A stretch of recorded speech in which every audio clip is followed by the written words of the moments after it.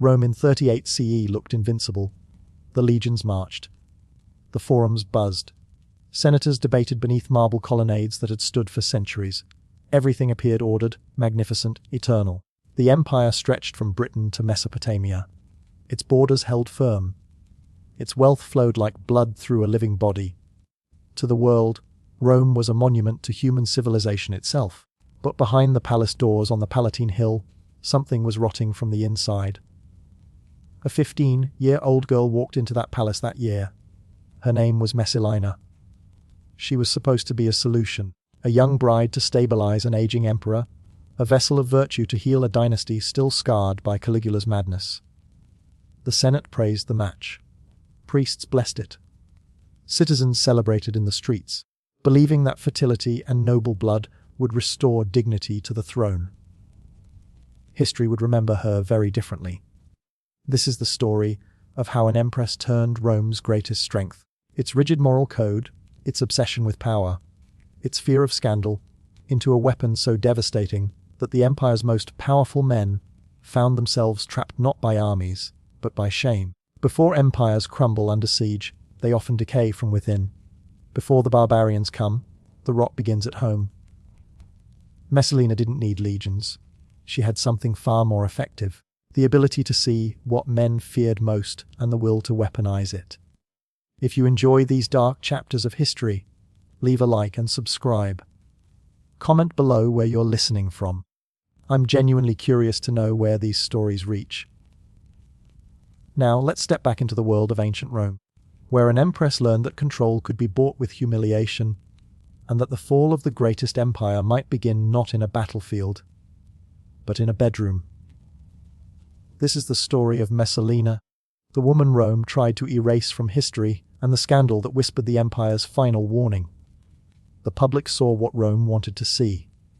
A beautiful woman of noble blood, pale skin, golden hair, the kind of face that commanded attention. She bore Claudius children, a son and a daughter, quickly and without complication. She appeared at state functions with practiced grace. She maintained the rituals of respectability. By every measure Rome applied to women, she was the ideal consort, the perfect matrona, the virtuous wife, the embodiment of everything the empire demanded from a woman of her station. What if perfection was the disguise? The whispers started in the darker corners of the city, in the tenements of the Suburra district, in the servants' quarters of noble homes, in the barracks where soldiers drank cheap wine and spoke truths they'd never utter in daylight. The rumors moved like water finding cracks, impossible to stop, spreading through Rome's lowest and highest reaches alike. Word spread, growing more elaborate with each telling, of an empress who slipped from the palace at night. Not to visit a lover in secret, not to pray at a shrine, but to disappear entirely into another life. She moved through Rome's red light district like a phantom, her face hidden beneath cheap paint, and grease deliberately applied to obscure her features. Her body offered in the very brothel that Rome's elite pretended not to visit. The establishments they used while maintaining public virtue. She took money for her services as if she were any common prostitute. She gave no special treatment, demanded no recognition. She competed directly with the professional women of the Suburra and those who somehow recognized her faced a choice, silence or ruin.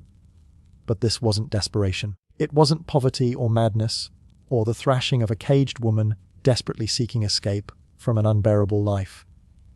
It was something colder, something far more calculated. A deliberate exploration of everything Rome forbade her to be. She was born into supreme status, married to an emperor, blessed with beauty and power and access to every pleasure the world could offer. Yet none of it satisfied her. Instead, she moved toward the forbidden with the precision of a hunter stalking prey. Every night she violated the code of chastity demanded of her. The contrast grew sharper. The more the empire idolized her purity in daylight, the more intoxicating it became to shatter it in darkness.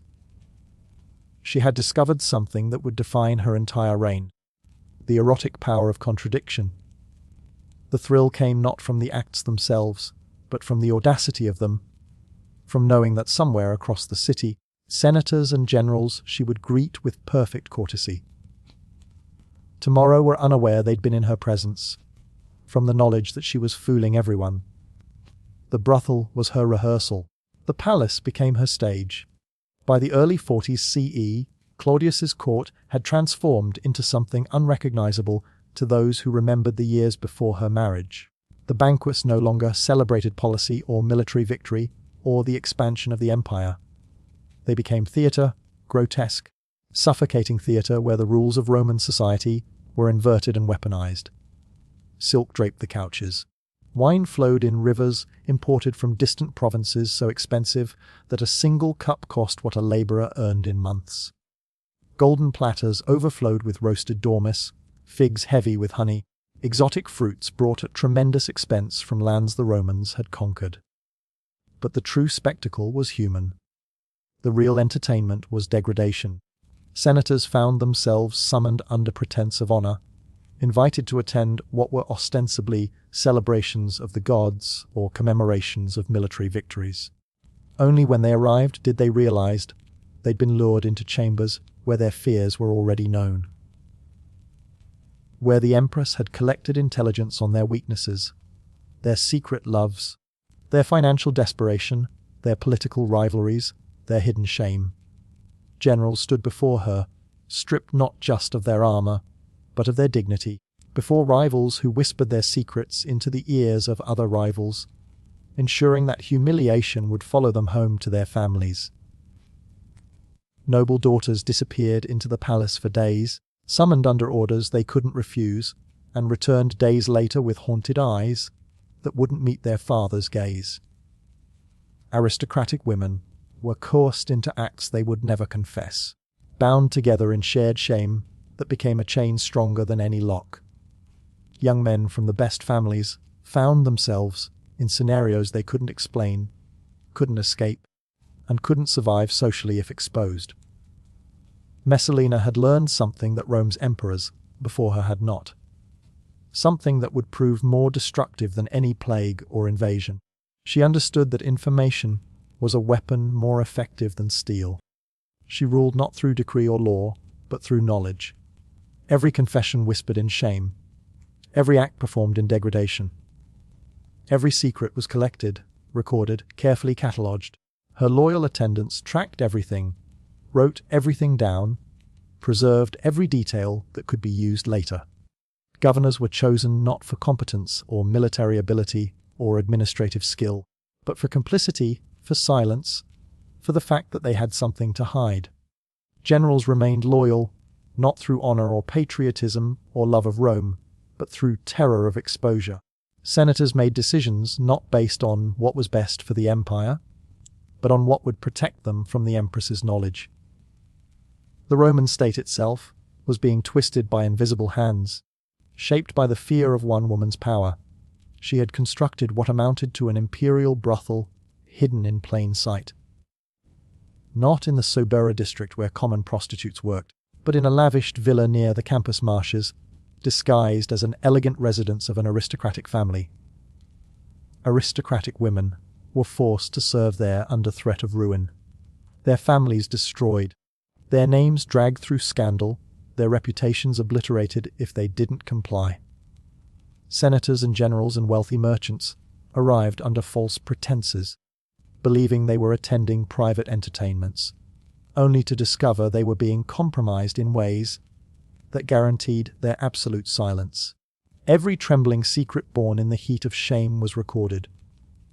Later accounts claim she used that knowledge to blackmail entire families into submission, securing wealth without having to ask for it, extracting governorships through whispered threats, obtaining absolute obedience without raising a single legion. The small scenes from this period are chilling when you imagine them in detail. Picture a young noble woman dragged from her father's atrium in daylight, brought to the villa and forced to act the courtesan under Messalina's watchful eye, while the Empress made notes, observed everything, recorded every detail. Imagine senators stripped of their togas, the symbols of their rank and authority, compelled into degrading displays before rivals who would later exploit that disgrace in ways both public and private. One soldier who managed to escape the villa later admitted, when finally safe, that the experience had been worse than battle. "Blood dries," he said. "Shame never does." He had survived combat that killed his brothers. Yet the memory of what he'd been forced to endure in the Empress's chambers haunted him more deeply than any wound. This was Messalina's cruel brilliance. She had discovered that sexual humiliation could break men more completely than the sword. She had understood something fundamental about power, that it doesn't live in declarations or titles or authority on paper. Power lives in the secret places. It lives in what people fear will be revealed.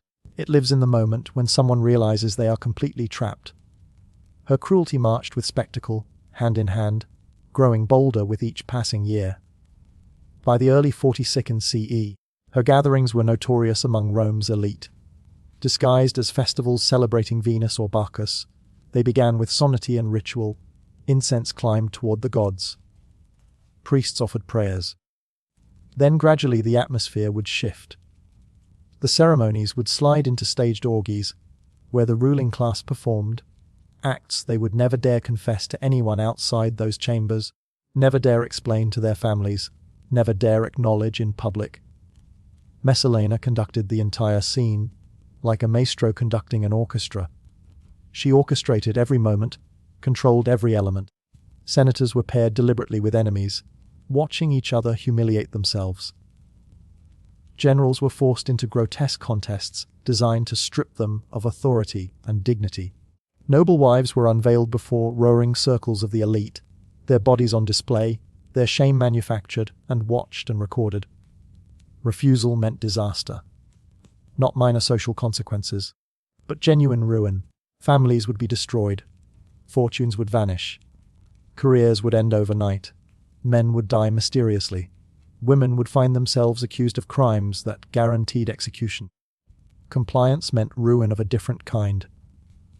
The ruin of knowing what you'd done, of living with that knowledge, of knowing that others held that power over you forever. Everyone left the palace bound, not by loyalty to the emperor or devotion to Rome, but by shared and suffocating shame. They were all equally trapped. They were all equally compromised. And that was precisely how Messalina wanted it. The most disturbing accounts from this period focused less on public display and more on her need to compete, to constantly test herself against others. She treated sex as a gladiator treats combat, as a competition where there had to be a winner and a loser, where victory meant proving yourself superior. Her most infamous contest, the endurance match against Scylla, Rome's celebrated prostitute, shocked even the jaded capital. Before a select audience of nobles, Scylla, who had built a reputation across Rome for her physical stamina and experience, paced herself carefully through the night. She tended to 25 men through the long hours, one after another, until exhaustion finally took her. She collapsed as dawn approached. Everyone in the room believed the contest was over. Everyone assumed Messalina would acknowledge Scylla's victory, or at least claim a draw. But the Empress didn't stop. She continued past 30 men, refusing to yield, pushing beyond physical exhaustion, driven by something beyond mere lust or competition. It was about proving a point that she could exceed even the professionals. That there was no limit to her. That she was fundamentally different from and superior to every other woman in Rome. She continued until no volunteers remained, until there was literally no one left. By dawn, the Empress of Rome had won her victory. She had turned herself into a spectacle, reigning in degradation, not as disgrace, but as triumph. The nobles who witnessed it sat in horrified silence. This wasn't the behavior of an empress. This wasn't the conduct of a matrona, a virtuous wife. This was something else entirely, something that violated every notion Rome held about gender, power, and respectability. And yet she had made it work. She had made her degradation into a demonstration of absolute power. Why would a woman raised in privilege, adored for beauty, and crowned as empress, deliberately embrace degradation as her highest pleasure? Historians and psychologists have searched for answers across the centuries. Some argue it was insatiable lust, an appetite that could never be satisfied. no matter how many times it was indulged. Others point to a hunger for power, to the idea that controlling men through sex was the deepest form of dominion. Some scholars see trauma in her story. She was married off at 15 to a man more than twice her age. A man whose body was failing, whose mind was sometimes uncertain, whose authority was absolute. In marrying Claudius, she lost autonomy completely. Everything about her was controlled.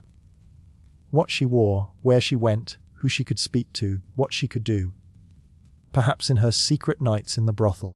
In her orchestration of humiliation, she was reclaiming the only power available to her, the power of her own body, used on her own terms, for her own purposes. Perhaps the truth is simpler and more chilling. For Messalina, the contrast was intoxicating. The more her public role demanded chastity and virtue, and the embodiment of respectability, the more thrilling it became to betray it completely. The gap between who she was supposed to be and who she actually was created a kind of psychological electricity that drove her forward. She was living two completely separate lives, and the danger of the secret, the constant risk of discovery, may have been more addictive than any physical pleasure. Her empire of lust had far-reaching consequences that rippled through Rome's political structure.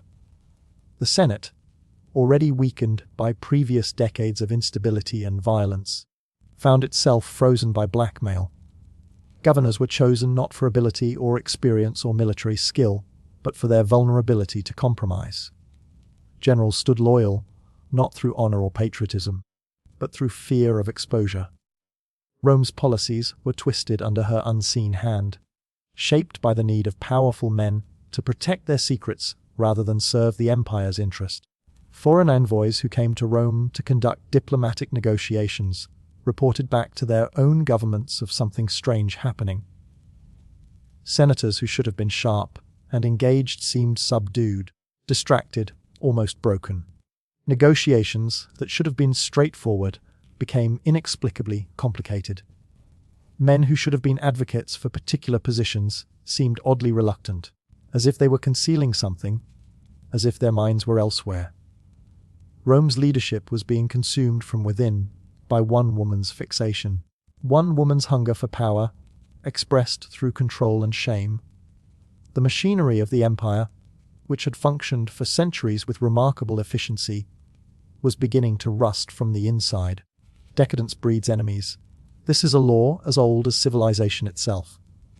The soldiers who had long tolerated imperial excess, the lavish banquets, the sexual indulgences, the display of wealth, began to mutter. They were hardened men who had fought in distant provinces, men who had seen comrades die, men who had learned to accept the cruelty of the world. Yet loyalty frayed when rumors spread that their own comrades had been summoned to Messalina's villa and stripped of dignity before her guests. For men hardened by war, humiliation was worse than death. It was worse than pain. It was a violation of something fundamental. The barracks rang with whispers and curses that elsewhere would have meant treason. Men spoke openly of the Empress in ways that would have resulted in execution if reported. The muttering grew louder, the discontent grew deeper, and Messalina, from her position of absolute power, could feel the ground beginning to shift beneath her feet. Her paranoia swelled in response. Guards around her tightened, her security increased. Punishments for any hint of disloyalty or disrespect grew harsher. The spectacles turned crueler, as if doubling the shame could somehow strangle rebellion in its cradle. Each act cut new cracks into the fragile facade of her dominion of desire. She could feel it, even if she couldn't admit it. The system she had constructed was becoming unstable. Power maintained through fear and shame alone is inherently precarious. Rome had survived fire, plague, and invasion. It had endured civil wars and tyrants, and military defeats. Could it survive an empress who ruled through degradation? Could the empire's structure withstand the weight of her corruption? These questions were beginning to be asked, not just in whispers, but in deliberate conversations among those who still had the courage to speak. The breaking point arrived in 48 CE, with an act so bold, so reckless that it still staggers historians more than 19 centuries later.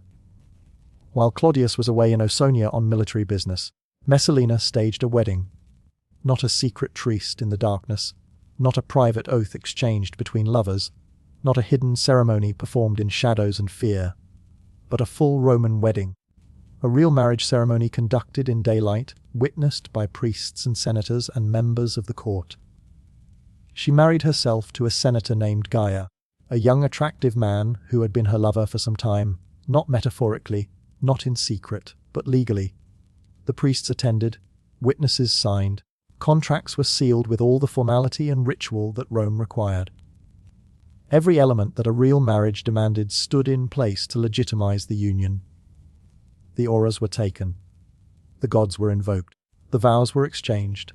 She was now married to Silas while still holding the title of Empress and wife of the reigning Emperor Claudius. This was not mere scandal. It was not even a dramatic affair. It was open revolt. She stepped out of shadow into daylight, her lust transformed into treason. She had crossed a line from which there was no return. What could have driven her to such madness?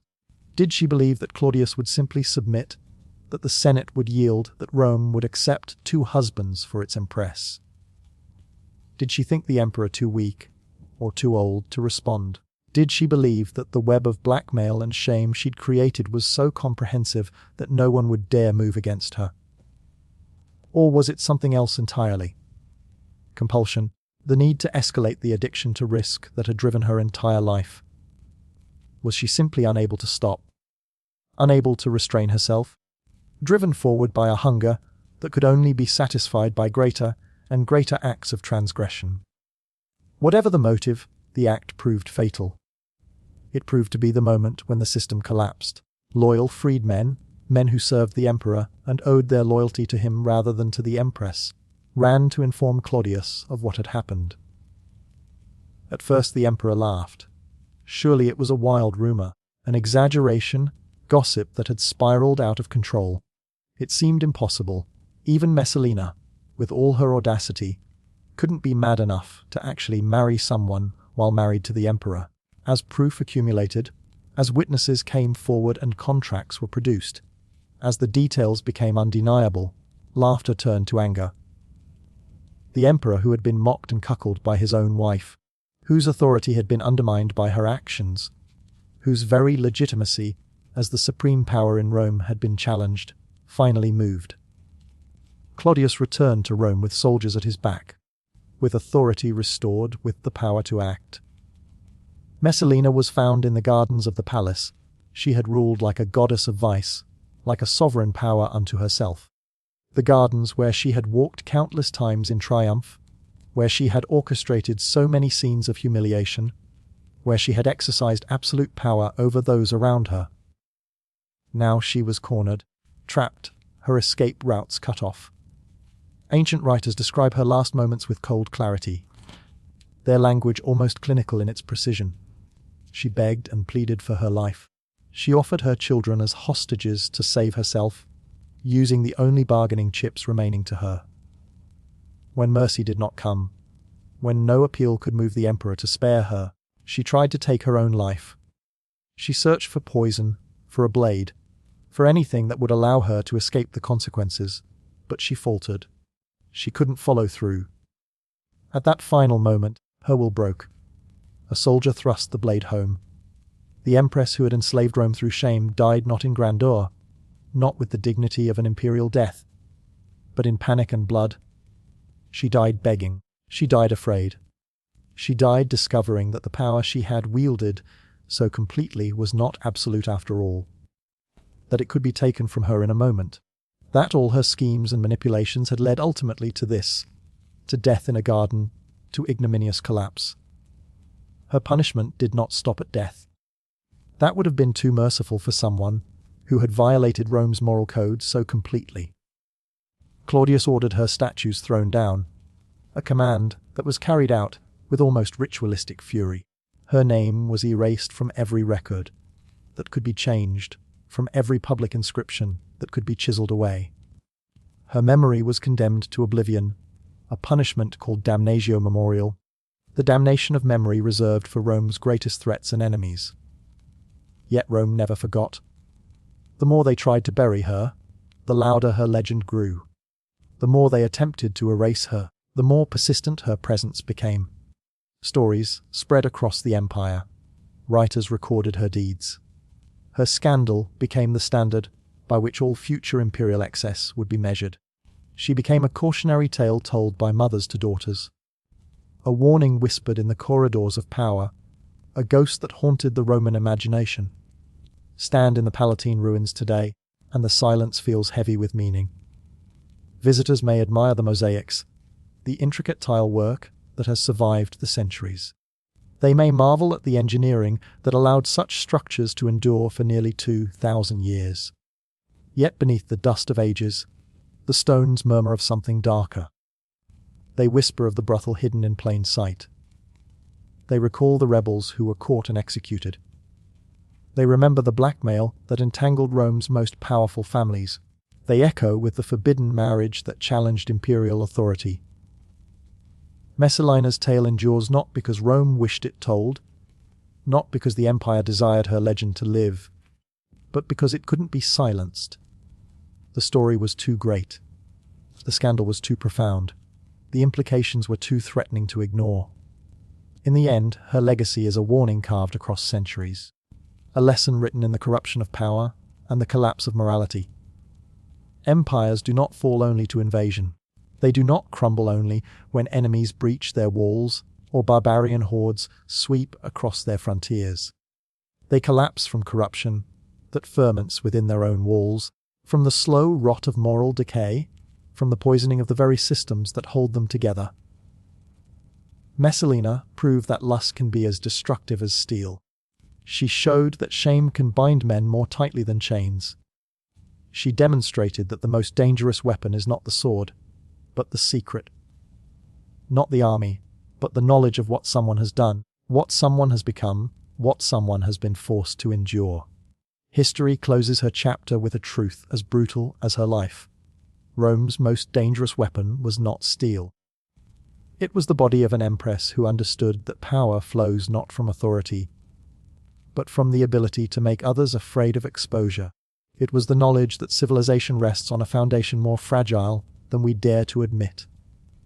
That the line between order and chaos, between respect and degradation, between strength and collapse, can be crossed by a single person with enough audacity and enough hunger for transgression.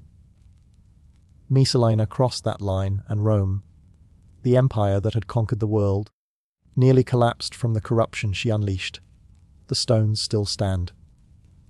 The palace still draws visitors from across the world. But somewhere in that silence, in that weight of history, Messalina's shadow lingers,